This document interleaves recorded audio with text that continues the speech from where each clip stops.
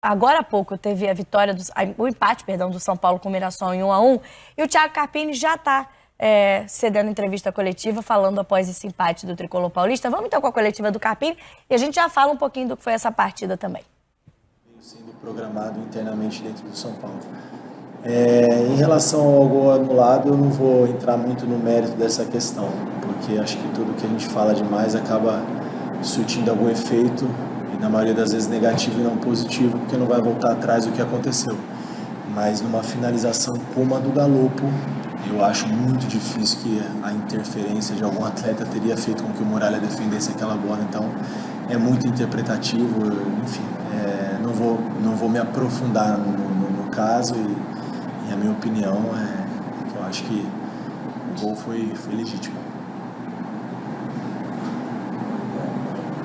Carpini, boa noite. A importância do Galo voltar a jogar, ele fez o Campeonato Paulista no ano passado, até se machucar, um bom artilheiro da competição no ano passado, voltando a atuar titular, fez gol, fez o segundo gol. A importância de ter um meia no elenco como o Galo.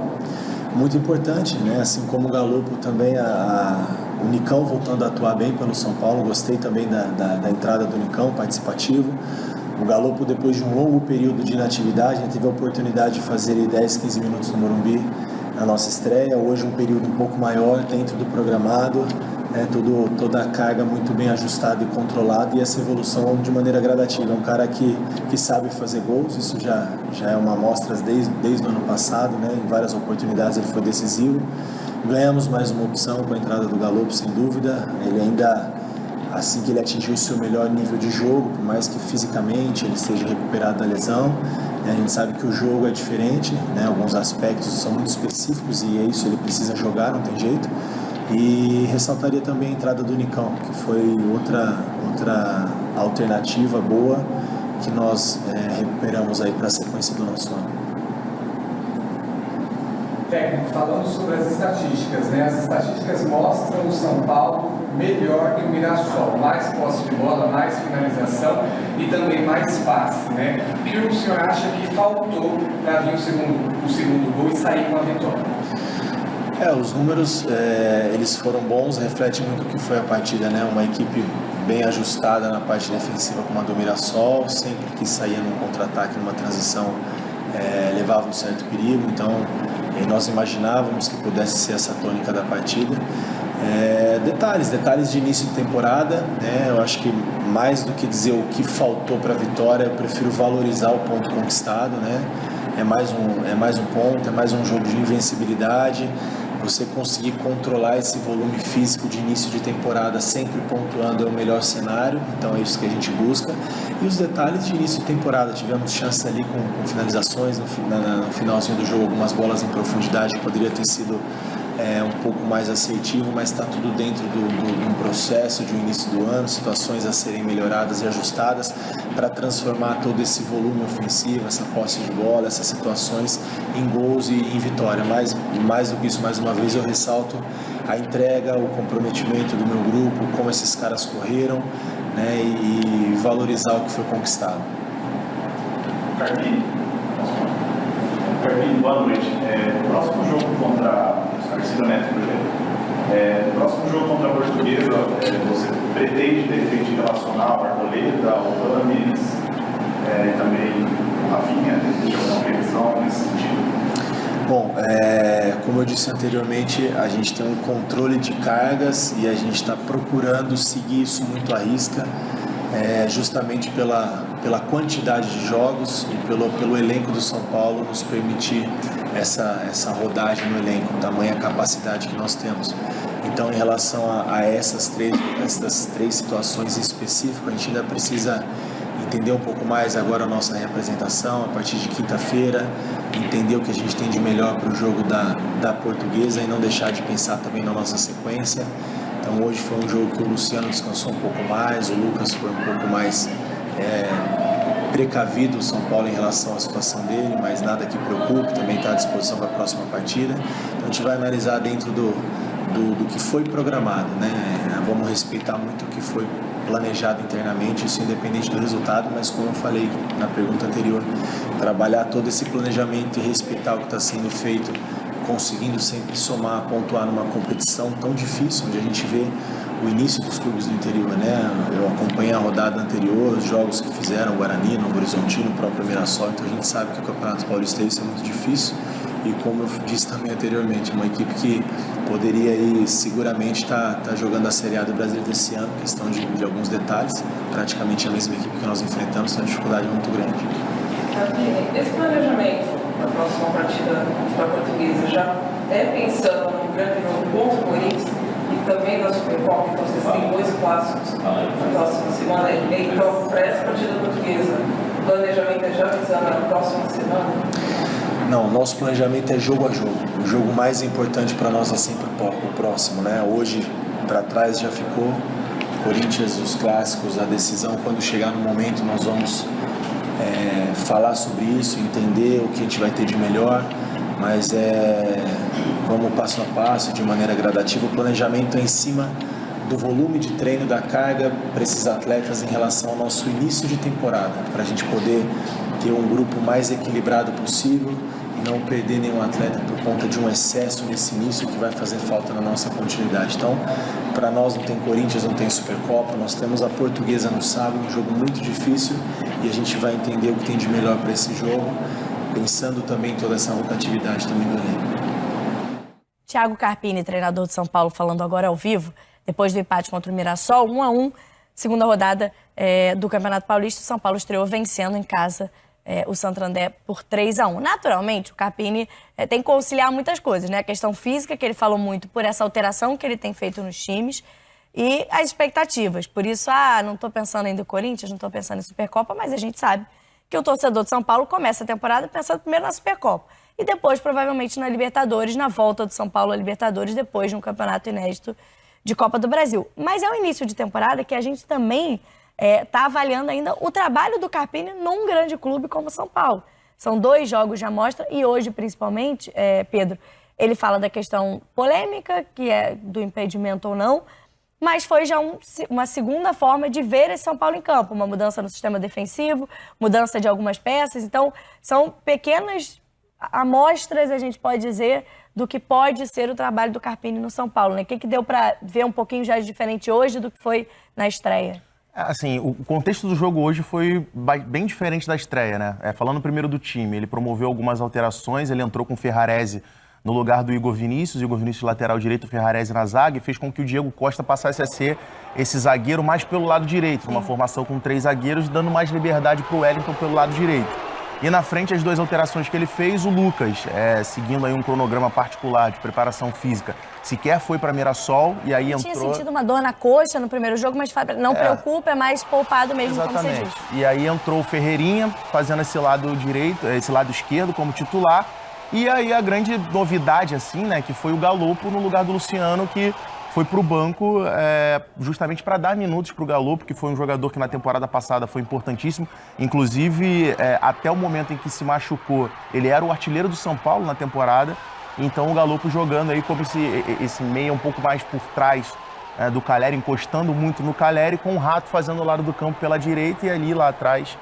e como a dupla de volantes ali, Pablo Maia e Nestor. Então foi um time já que em termos de formação diferente, testando algumas alternativas. E pelo contexto do jogo, primeiro, Mirassol, como eu disse, é um adversário, na minha opinião, mais qualificado do que o Santo André. E diferentemente do que foi o jogo contra o Santo André, o São Paulo saiu na frente muito cedo, com a marcação do pênalti, na minha opinião, até um pênalti mal marcado, com que saiu na frente com o gol do Lucas no primeiro tempo, lá contra o Santo André, e hoje foi diferente. Hoje o Mirassol dificultou bastante. No primeiro tempo, o São Paulo tinha muita dificuldade para conseguir construir, para conseguir chegar. Se daí o gol que acabou sendo anulado, na minha opinião, foi bem anulado, porque o Calleri, ele tá passando na frente do Muralha exatamente na hora que o Galopo tá batendo na bola. Assim, dificilmente o Muralha ia chegar, só que assim, isso tem uma interferência no tempo de reação do goleiro. Isso para mim é indiscutível, então por isso que eu achei o pênalti, eu achei o gol bem anulado. Mas o São Paulo no primeiro tempo tinha muita dificuldade na construção. O time do Mirassol, o time do Mozart, é um time extremamente organizado, que marca muito forte, que pressiona bem demais, tem jogadores com qualidade técnica. Danielzinho fez uma ótima partida, o próprio Gabriel Fernandinho pelo lado esquerdo, um jogador muito acionado, deu muita dificuldade para o Diego Costa. Então, assim, era um teste realmente mais difícil para o São Paulo. E aí a gente ainda vai colocar a questão da preparação física, a diferença física que nesse início de temporada faz muita diferença. Ainda teve essa grande oportunidade de São Paulo com o Juan, cabeçada que o Muralha fez, uma grande defesa. Mas, assim, acho que é um resultado normal dentro de um início de temporada, dentro das dificuldades de enfrentar um adversário que é qualificado. Mas acho que o São Paulo segue um cronograma, principalmente pensando nesse primeiro desafio que já vai ter logo no início da temporada, uma Supercopa, já tem clássico, mas eu acho que o Campeonato Paulista Estadual tem que servir para isso, tem que servir como uma preparação, como ajustes para os principais desafios e os principais objetivos do São Paulo na temporada, que é o Campeonato Brasileiro mais uma vez e principalmente a Libertadores, que o São Paulo volta a disputar já depois de algumas temporadas daí de fora. E aí, insistindo, né, Alex, que a gente sabe que é um recorte muito pequeno, a gente está falando de só 2 jogos, ainda sem os principais jogadores. Mais uma vez, o Carpini foi perguntado pelos reforços, né? Alguns nem reforços, mas o Arboleda, por exemplo, que teve uma lesão na última temporada, enfim, ainda não se sabe quando vai se poder contar com ele. Outros jogadores que naturalmente o torcedor quer ver estreando, quer ver em campo com a camisa de São Paulo. Mas hoje, por exemplo, no gol do Mirassol, fica nítida uma questão, uma falha defensiva da equipe. Porque o Luiz Otávio é um zagueiro de 1,94 m, fui conferir aqui. E ele tá sozinho na pequena área, num cruzamento, alguma coisa saiu errada por ali, né? Não, alguma coisa, quando sai errado assim, é nesse sentido. A bola parada, realmente, lógico que você tem a questão de todos os reflexos, que sejam musculares ou os reflexos para qualquer momento, para você reagir ou agir, né, na verdade, de acordo com o que é necessário. Aí essas falhas também, infelizmente, acontecem, é por isso que são os gols. O que o pessoal, a gente precisa entender, por que é tão difícil ou diferente, não somente por mais tempo de treinamento, porque você tem fases nessa preparação. E você, quando você vai jogar numa partida valendo principalmente, tem equipes que, tipo São Paulo, se eu não me engano, acho que fez um jogo amistoso. Isso quer dizer que é um campo aberto.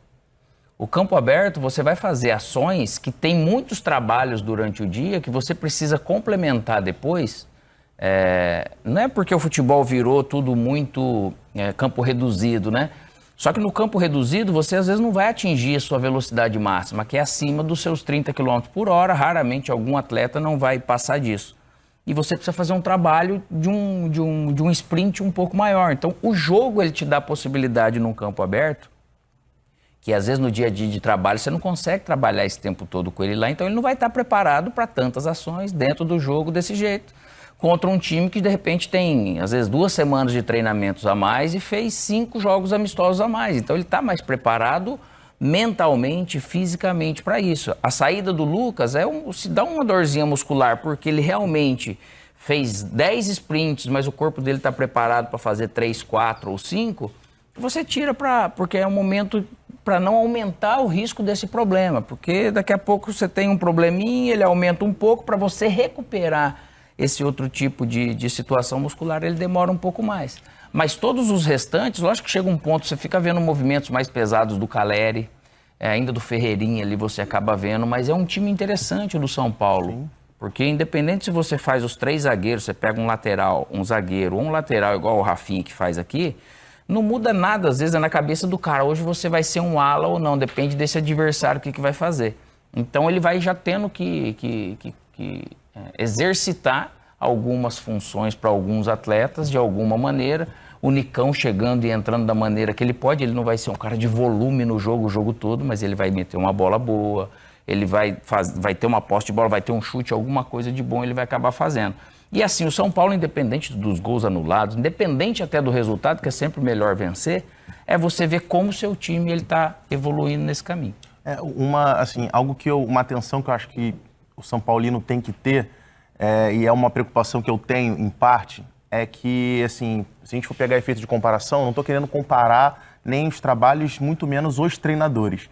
Mas eu acho que dá pra gente traçar um paralelo, por exemplo, no Corinthians, no início da temporada passada, com o Fernando Lázaro, que era um treinador também, que, assim, não tinha nenhuma experiência como treinador, mas estava também segurando um rojão muito grande. Diferente do Carpini, que também está segurando um rojão muito grande, mas que já tem uma experiência, já tem bons trabalhos, mas que está chegando num clube, uma experiência que ele nunca teve na vida.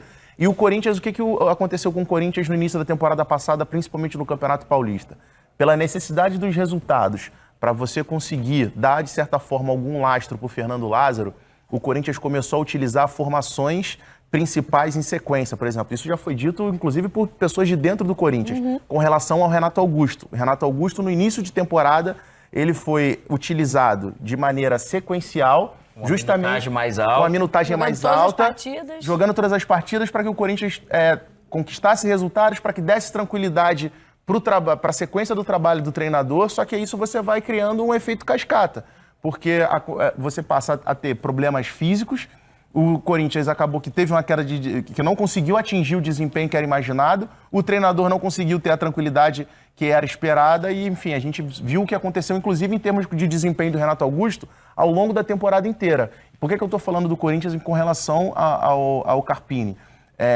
Assim, acho que o torcedor, obviamente que é muito difícil a gente falar isso pro torcedor, mas no Campeonato Paulista ele ficar muito apegado à questão do resultado, que vai ter clássico contra o Corinthians, que tem que jogar, que tem que ganhar. De repente é um jogo, vai ter um clássico que de repente a melhor opção é poupar o Lucas, é poupar o Caleri, é segurar um pouco mais o Luciano. Até porque o pensamento não pode ser o Campeonato Paulista. E a recuperação de um jogo pro outro, quando você tá melhor fisicamente, melhor condicionado, ela é muito mais rápida. Hoje não, por isso que o Luciano também entrou depois. Ele precisa buscar esse equilíbrio. E jogando contra um time que você falou bem, do Mozart, que está vindo, puxa, um grande cara, ele teve uma carreira sempre de liderança, de ideias boas em lugares onde acrescentou para ele está construindo também uma carreira de treinador onde os times dele, é gostoso você ver no campo esse tipo de time que dificulta para qualquer outro, mesmo até se tivesse numa condição de treinamento mais parecido. E a estrutura que o Mirassol dá hoje, cara, assim, eu coloco o Mirassol, acho que o Mirassol vai entrar nessa temporada da Série B na prateleira dos times com muitas possibilidades de conseguir o acesso, porque tem uma estrutura que é quase que ímpar nesse contexto de Série B, consegue fazer contratações de qualidade para o contexto que é a Série B, paga em dia, então assim, cara, é um trabalho assim, é um clube que a gente vê que no contexto do futebol paulista já dá trabalho para os grandes há muito tempo. Sim. E dentro das séries do Campeonato Brasileiro já vem subindo de divisão uma atrás da outra. São Paulo está com 4 pontos, nesse momento ainda lidera o